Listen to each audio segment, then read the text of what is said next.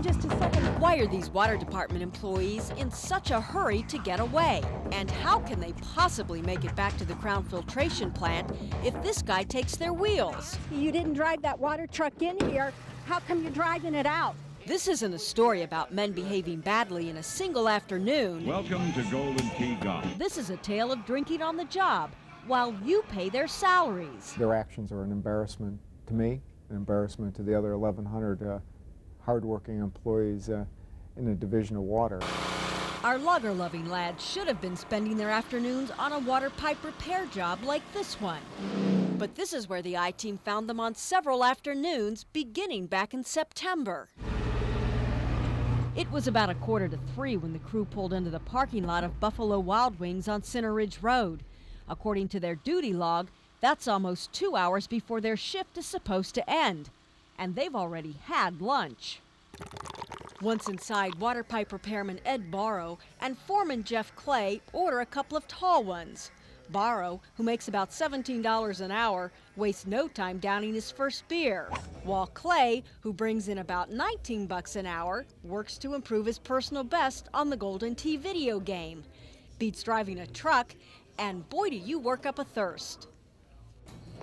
Game's over, and that calls for another brew.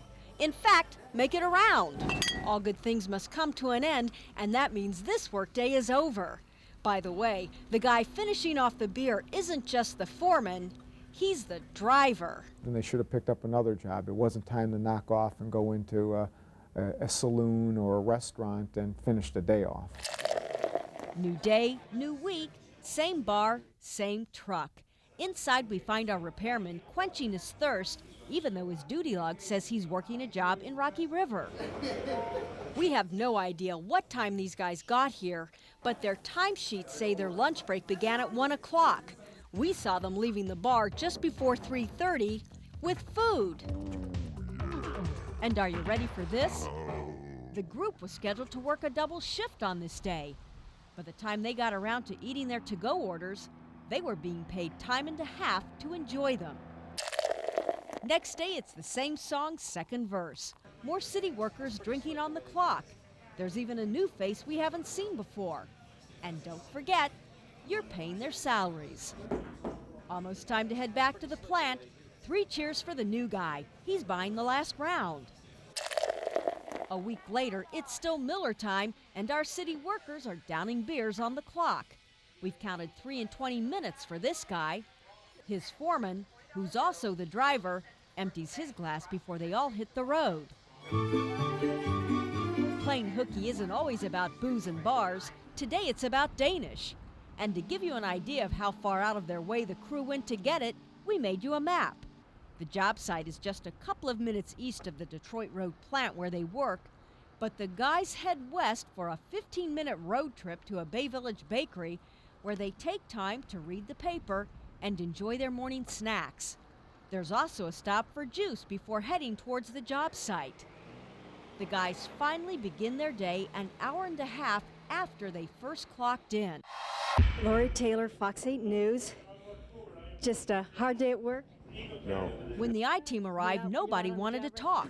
Repairman Ed Barrow might have been more chatty had his foreman not interrupted by making a mad dash for the front door. Hang on just a second, I gotta ask you. I'm sorry, what's that? Why not? Listen, we've been watching you drink beer for a few... I've been working all day, lady, and I want just going, I'm done now. But you're still on the clock. Still on the clock, but you're drinking beer in the local bar? No, I wasn't drinking. Barrow seemed to think the coast was clear when he finally emerged from the bar. I'm sorry to break up Miller time, but I gotta ask you, are you gonna get behind the wheel of that city truck after drinking on the job? No, ma'am. How are you gonna get back to the water plant? With both guys having abandoned their truck, you had to wonder who was going to get it back to the garage.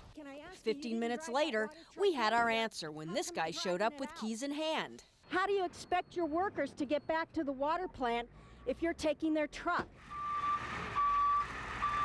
The director of Cleveland's Division of Water says Buffalo Wild Wings' best customers will be held accountable for their misbehavior. He also says they won't be alone. There's no way that I can justify a supervisor being so blind to the crews that he has that this can go on a consistent basis, as we've seen. Ordinarily, it's the director's job to keep the water flowing.